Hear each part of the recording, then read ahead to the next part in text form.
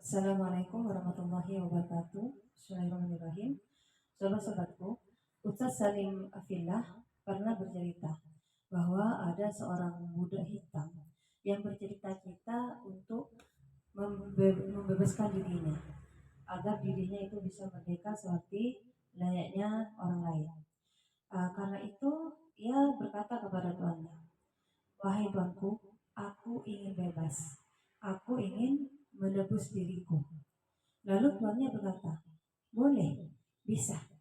Tetapi kamu harus menyiapkan sejumlah dinar sebegini, sebegini, sebegini." Disebutkanlah sebuah nominal yang sangat fantastis, yang kalau sekiranya diukur dengan kemampuan seorang budak, itu terlalu besar dan sepertinya tidak mungkin untuk menebus itu semua. Tetapi budak tersebut itu sangat berhusnudzon kepada Allah. Ia yakin bahwa Allah akan menolong apa yang sudah menjadi cita-citanya, apa yang sudah menjadi keinginannya. Insya Allah Allah itu akan membantu dirinya untuk mencapai cita-citanya tersebut. Dari saking husnudzonnya ini, ia sangat bersemangat untuk mencari pekerjaan lain di luar dari dirinya menjadi budak dari seorang tuannya ini. Karena itu setiap kali ia libur dari menjadi budaknya, dikasih hari libur pada waktu itu oleh tuannya, ia gunakan kesempatan itu untuk mencari pekerjaan lain. Ia kumpulkan uang yang ia dapatkan sedikit demi sedikit, hari demi hari ia tabung, bulan demi bulan ia tabung, tahun demi tahun, sehingga terkumpullah nominal sesuai dengan yang dimintakan oleh tuannya. Kemudian setelah setelah terkumpul, ia kembali menemui tuannya. "Wahai tuanku, inilah nominal yang engkau sebutkan. Aku ingin menebus diriku." Maka tuan tersebut berkata, "Hari ini kamu bebas." Budak tersebut sangat senang sekali. Ia sangat berterima kasih kepada Allah karena Allah sudah membantunya dalam segala apa yang dicita-citakannya selama ini berhasil dan terkabul. Setelah itu, sang budak itu mempunyai cita-cita lain. Cita-citanya yaitu ia ingin jihad fisabilillah. Ia ingin berperang di jalan Allah. Kemudian diajaklah anaknya menuju ke pasar hewan untuk membeli kuda. Sesampainya di pasar hewan tersebut, anaknya berkata kepada ayahnya, "Wahai ayah, mengapa kau membeli kuda?" Lalu budak tersebut berkata kepada ayahnya, "Wahai anakku, aku ingin berperang di jalan Allah dengan menggunakan kuda ini. Sehingga ketika aku berperang dan menggunakan kuda ini, aku bisa uh, membunuh musuh dengan mudah." Lalu setelah dibeli, pulanglah kuda ini bersama anaknya. Dirawatlah kuda tersebut dengan baik, dengan dikasihi dan disayangi dengan sangat baik oleh budak tersebut. Tapi naasnya, tiba-tiba kuda tersebut hilang dari kandangnya. Tetangga budak ini yang mendengar hal tersebut berkata, "Wah, kasihan sekali dirimu. Kamu sudah capek-capek merawat, sekarang kudamu hilang. Kasihan sekali dirimu." Tetangga tersebut berbicara tersebut dengan sangat nyinyir kepada budak tersebut. Tetapi budak tersebut menanggapinya dengan sangat baik. Ia berkata kepada anaknya, "Anakku, berhusnudzonlah kepada Allah. Karena apa yang menimpa kita, apa yang terjadi pada kita, Allah sangat tahu. Allah sangat mengerti. Karena Allah itu tidak mungkin memberikan sesuatu tanpa ia melihat siapa yang dikasih cobaan. Karena Allah itu paling paling pintar, paling bisa memprediksi masa depan. Ia paling tahu nasib hambanya. Ia paling tahu takdir dari hamba itu seperti apa, itu paling tahu Allah. Karena itu berhusnudzonlah. Karena Allah itu tidak akan pernah salah dalam memberikan takdir kepada seorang, dalam memberikan ujian kepada seseorang. Selang beberapa waktu kemudian, ternyata kudanya kembali ke kandangnya. Dan kuda tersebut tidak hanya sendiri, tetapi ia bersama kawanan kuda lain. Ternyata kuda ini memanggil teman-temannya untuk berada di kandang yang sama dengan dirinya karena ia tahu perlakuan kuda ini itu sangat baik kepada dirinya. Melihat hal ini, tetangganya berujar lagi, wah, beruntung sekali dirimu. Kamu membeli hewan satu, tetapi sekarang datang banyak. Makanya kalau kita mendengarkan kata orang itu tidak akan pernah ada habisnya. Sebentar-sebentar bilangnya A, sebentar-sebentar nanti bilangnya B. Tidak akan ada benarnya. Kalau kita hanya memikirkan perkataan orang lain, tidak akan ada habisnya. Karena itu ketika ada orang berbicara, dengarkan saja dan lakukan apa yang kita yakini itu masih benar. Tidak usah memperdulikan mereka, cukup didengarkan saja. Lanjut cerita, kemudian si Buddha ini melatih anaknya berkuda. Setelah belajar dan berlatih, tiba-tiba anaknya ini terjatuh dari kuda tersebut. Sampai kakinya ini luka, sampai kakinya ini tidak bisa berjalan. Lagi-lagi tetangga tersebut nyinyir kepada kuda ini. Lalu berkata, wah, kasihan sekali kamu. Ini semua gara-gara kuda kamu. Sehingga anakmu sekarang tidak bisa jalan. Kakinya sakit, kakinya terluka. Kata budak tersebut. Lagi-lagi kata tetangga budak tersebut. Dan lagi-lagi budak ini berkata kepada anaknya, anakku selalu berhusnudzanlah kepada Allah karena Allah yang paling tahu apa yang terbaik untuk kita. Lalu setelah itu terjadilah yang namanya perang saudara di kerajaan tersebut. Di mana dengan perang saudara ini raja memerintahkan pasukannya untuk merekrut seluruh pemuda yang ada di dalam kerajaan yang ada di negeri tersebut untuk ikut berperang. Tidak terkecuali di kampung budak tersebut. Nah, semua pemuda yang ada di kampung tersebut dipaksa untuk ikut berperang.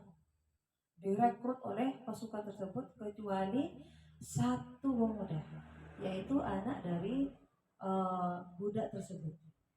Kenapa tidak direkrut? Lagi-lagi karena kakinya itu sakit dan masih tidak bisa berjalan. Masya Allah, ini adalah uh, rahasia yang Allah tampakkan kepada budak tersebut. Setelah cerita, setelah perang saudara itu usai, negeri tersebut kembali didatangi oleh musuh yang lain, yaitu kaum kafir. Maka dengan gagahnya si budak ini menawarkan dirinya untuk berperang, untuk juga ikut berperang. Kenapa? Karena perangnya ini sudah benar, bukan karena keegoisan semata, bukan karena perebutan tahta dan kekuasaan, tapi karena benar-benar ingin mempertahankan kalimatullah, ingin mempertahankan agungnya Allah, ingin berperang memang karena benar-benar niat lillahi ta'ala. Karena itu budak ini mengajukan dirinya untuk ikut berperang bersama dengan kudanya. Dan qadarullah, apa yang dicita-citakan oleh budak ini itu tercapai. Ia mati dalam jihad di medan perang bersama kudanya. Setelah itu Ustaz Salim Bila itu bercerita bahwa ada seseorang yang berkata kepada Ustaz Salim, di mana letak keadilan Tuhan Ustaz Salim? Saya ini sudah melakukan banyak ibadah. Saya rajin sholat, saya rajin puasa, semua apa yang dilarang oleh agama sudah tidak saya lakukan. Tapi kenapa banyak sekali doa-doa saya, banyak sekali harapan-harapan saya yang tidak diijabah oleh Allah. Sementara teman saya ini jarangnya sholat, sholatnya itu jarang-jarang sekali. Bahkan terkadang dia banyak melakukan maksiat. Tapi kenapa? Dia itu sepertinya doanya selalu dikabul oleh Allah. Lalu di mana letak keadilan Allah ini? Setelah mendengar itu, Ustaz Salim lalu berkata kepada orang tersebut, apakah kamu tahu pengamen? Apa hubungannya pengamen dengan pertanyaan saya, Ustaz Salim? Lalu Ustaz Salim berkata, sudah jawab saja, kamu tahu pengamen tidak? Lalu Orang tersebut berkata, iya saya tahu. Nah sekarang saya ingin bertanya, seandainya ada seorang pengamen yang suaranya cempreng, tidak enak sama sekali dengar, fals, apa yang akan kamu lakukan? Maka orang tersebut berkata kepada Ustaz Salim, ya saya akan buru-buru ngasih uang biar dia itu tidak mengganggu saya, karena bagi saya orang pengamen, seorang pengamen yang suaranya tidak enak itu sangat mengganggu sekali.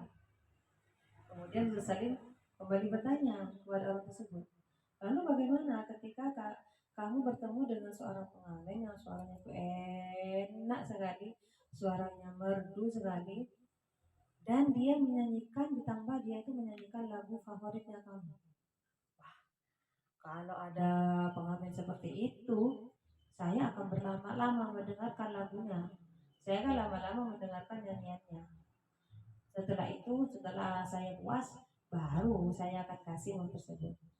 Lalu Ustaz Salim berkata kepada orang tersebut, seperti itulah Allah memperlakukan hambanya. Kadang Allah memperlakukan hambanya hampir persis seperti pengamen.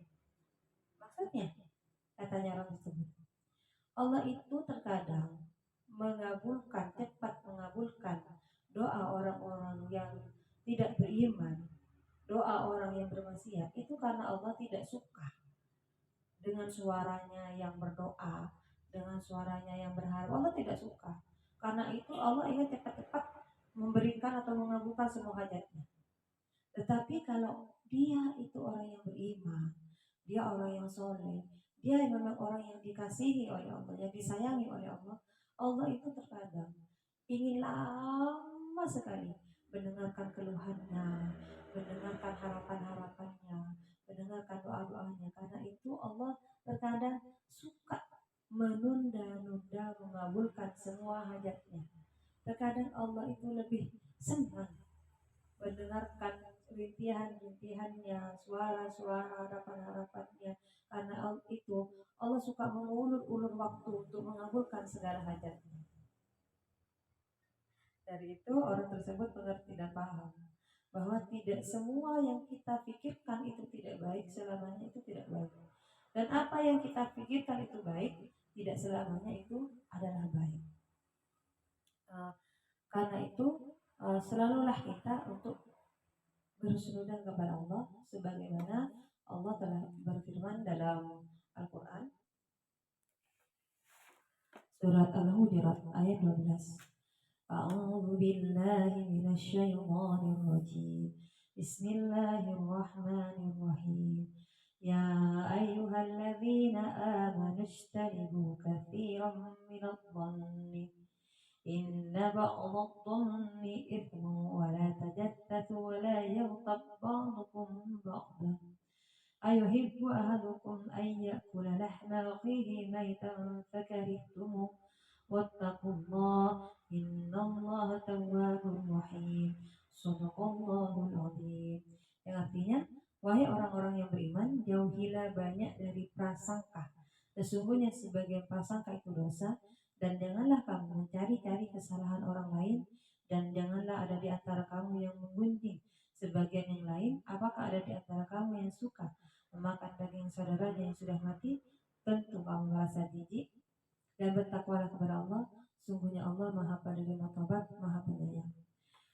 Dari pelajaran ini, semoga kita dan saya pribadi bisa selalu berprasangka baik terhadap apa yang sudah menjadi qada dan qadarnya Allah, apa yang sudah menjadi ketentuan dan ketetapan dari Allah. Assalamualaikum warahmatullahi wabarakatuh.